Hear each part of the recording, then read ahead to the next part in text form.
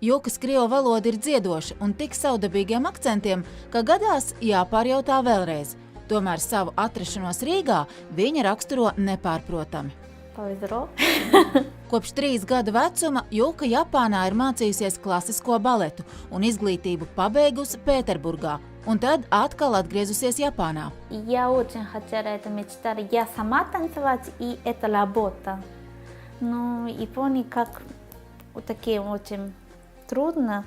Что-то маленькие девочки, что-то как педагог, да, балетный, тогда могу деньги получить. Но сама танцевать совсем не могу деньги получить. Что-то Япония очень, совсем другая культура. Очень трудно было. И я очень мечтала. Paradoxālā kārtā tieši Rīgā balerīna no uzlecošās saules zemes iemācījās tā īsti novērtēt to spīdekli, kas ietverts viņas zemes karogā. Когда солнце. Вот такие чувства я первый раз Рига учила. Потому что в Японии часто сегодня тоже солнце. Никогда не думала, солнце так очень так приятно. Pirmoreiz Rīgas operas namā viņa dejoja kā viesmāksliniece Litas Beiras baleta festivālā, un pēc tam atgriezās saņēmusi operas uzaicinājumu dejot baleta trupas sastāvā. Viņa smejas, ka ir Japāņu viesstrādniece. Jukas variants ir darba uzaicinājums. Ja tev pēc darba uzaicina, tur nekāda problēma. Teātris sataisa to visus dokumentus, tu atnāc uz to departamentu, imigrācijas departamentu, iesniedz tos dokumentus, un tur jau tev palīdzēs. Juka gan teica, ka Artūrs pats ir īstais iemesls, kāpēc ar visām problēmām tik viegli var tikt galā. Viņi apprecējās pirms gada, rīkojot laulību ceremoniju gan Rīgā, gan Japānā. Viņa uzreiz neteica, un pēc laika pateica, правильно? Ты же сказала через время, что ты меня любишь. Да? Ты еще мне не сказала?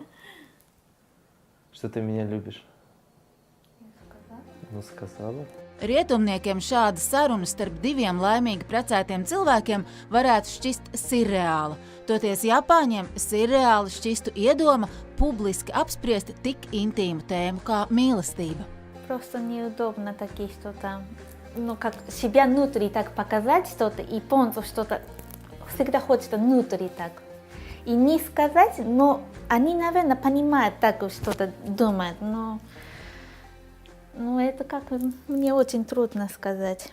Я тоже хочу сказать, но не могу. Есть, да, конечно, такие что-то. Не знаю, почему так.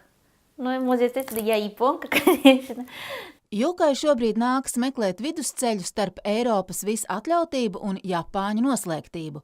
Droši vien viegli viņai nav, turklāt ņemot vērā, ka nemazāk stingra uzvedības norma prasa par savām grūtībām publiski nerunāt. В Японии есть что-то вдохнуть и что-то себе, что-то легче, что-то делать. Это как-то неправильно или нехорошо, что-то такие, что-то мне надо еще репетировать, что-то такие чувства всегда есть. Но русский педагог всегда мне сказать, хочешь вдохнуть, хочешь уставать, тогда надо вдохнуть. Но я не могла сказать, что-то уже устала, но я не могла сказать устала. Jautājam Jukai, vai Japāņi tiešām grib strādāt daudz, vai arī viņi zina, ka tā ir pareizi un tā vajag? Я хочу и надо, да. Еще хочу, но у меня всегда есть что-то, хочу расти еще, хочу еще лучше, такие чувства есть, Šobrīd ģimenes lielākais uzdevums gan nesaistās ar baletu. Pēc pāris nedēļām pasaulē nāks Jukas un Artūra pirmdzimtais. Kad jārunā ar ārstiem, blakus ir Artūrs, taču arī tad nevienmēr ir iespējams savas bērniņa gaidīšanas sajūtas pietiekami precīzi aprakstīt un detaļās izrunāt. Tad Juka meklē atbildes Japāņu interneta lapās. Я хочу, конечно, учить латвийский, но я искала что-то журналы, например, русские и японские журналы есть, но латвийские и японские журналы совсем нету.